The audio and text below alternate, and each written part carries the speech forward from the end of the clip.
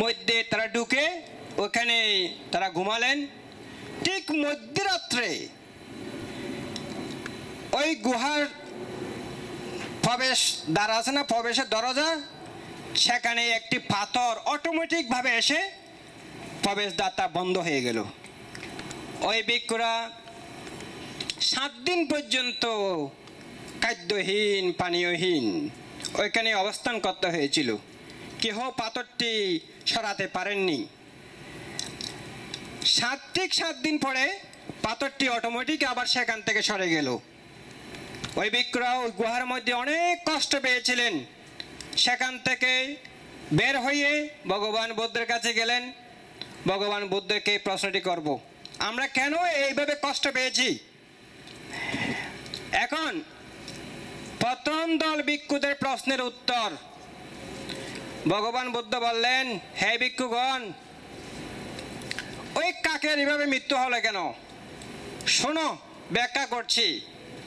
এই কাকটি অতীতে কৃষক ছিল। যখন কৃষক ছিলেন, চাষ করতেন গরু দিয়ে। এই গরুটা ছিল বেশি অলস। আমরা ছোটকালে অনেক, আমিও করেছি, আপনারও অনেকে অভিজ্ঞতা আছে। হ্যাঁ, এই গরুটি সহজে কাজ করে না, শুধু খায় আর ঘুমায়। তখন কৃষক কি করলেন? রাগচিত্ত উৎপন্ন করে গরুটিকে রশি দিয়ে আটকিয়ে ওনার শরীরের মধ্যে আগুন দিয়েছিলেন। গরুটির মৃত্যু হয়েছিল। এই পাপের ফলে তিনি এক জন্মে নয়, অনেক জন্মে আগুনে দগ্ধ হয়ে মৃত্যুবরণ করেছিলেন। এবং এই জন্মে তির্যক প্রাণী কাক হয়ে আবার আগুনে লেগে তার কর্মফল এভাবে সে ভোগ করেছে। প্রথম দলের প্রশ্নের উত্তর শেষ। এখন দ্বিতীয় দল ভিক্ষুর প্রশ্নের উত্তর। ওই মহিলাকে গলার মধ্যে বালির বস্তা বেঁধে সাগরে নিক্ষেপ করার কারণটা কি? এই মহিলাটি অতীত জন্মে তার একটি কুকুর ছিল, আমেরিকাতে বেশি, সেজন্য আমি এটা ইন্টারনেট থেকে নিয়েছি আপনাদেরকে বোঝার জন্য। যখন যেখানে যায় সেখানে কুকুরকে নিয়ে যায়। কয়েকজন তরুণ ছেলে মহিলাকে দেখার পরে একটু ফান করছিল, হাস্য করেছিল। এই মহিলার বয়ফ্রেন্ড থাকতে পারে না, স্বামী থাকতে পারে না, সবসময় কুকুরকে কেন এদিক ওদিক নিয়ে যায়, এভাবে যখন বললেন, মহিলার একটু লজ্জিত হলেন। লজ্জিত হয়ে রাগচিত্ত উৎপন্ন করে এই কুকুরের গলার মধ্যে বালির বস্তা বেঁধে কুকুরকে সাগরের মধ্যে নিক্ষেপ করলেন। ওই কুকুরের মৃত্যু হয়েছিল। সে কারণে এই মহিলা পরবর্তী জন্মে যখন আবার মানুষ হলেন, তাকে জাহাজ থেকে সাগরের মধ্যে গলার মধ্যে বালির বস্তা বেঁধে নিক্ষেপ করা হলো। এটা তার কর্মফল। কর্মফল নয় কি? কর্মফল। এখন তৃতীয় দল ভিক্ষুদের প্রশ্নের উত্তর। 7 জন ভিক্ষু যে গুহায় ছিলেন, গুহায় আটকিয়ে 7 দিন কষ্ট পেয়েছিলেন। কারণটা কি? তারা অতীত জন্মে রাখাল বালক ছিলেন। যখন রাখাল বালক ছিলেন, একটু দুষ্টামি করে একটি গুইসাপ এক পর্বতের গর্তের মধ্যে প্রবেশ করলো।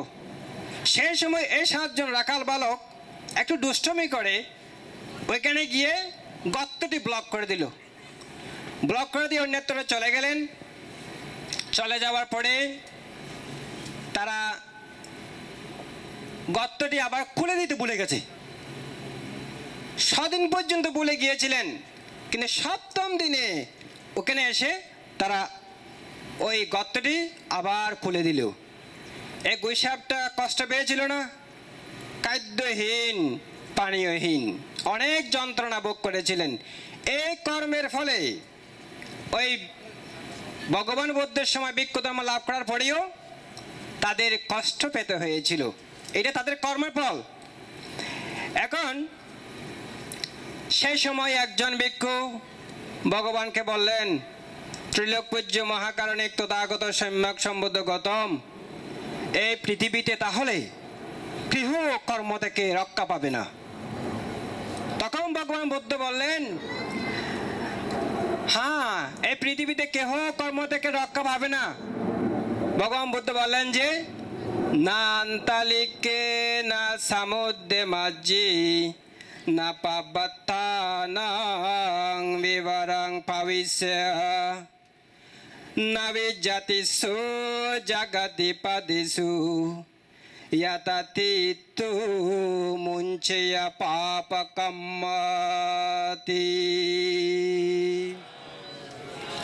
অর্থাৎ না আন্তরিকে আকাশে নয়, না সমুদ্রে মাঝে সমুদ্রে নয়, না পাব্বাতানাং বিবরাং পাবিষ্য অর্থাৎ পর্বতে নয়, যেখানে প্রবেশ করো না কেন, না বিজ্জাতিষু জগদ্বিপদিষু ইয়াতাতীতু মুঞ্চেয় পাপকাম্মাং অর্থাৎ আকাশে সমুদ্রের মধ্যে কিংবা পর্বতে যেখানে যে স্থানে প্রবেশ করো না কেন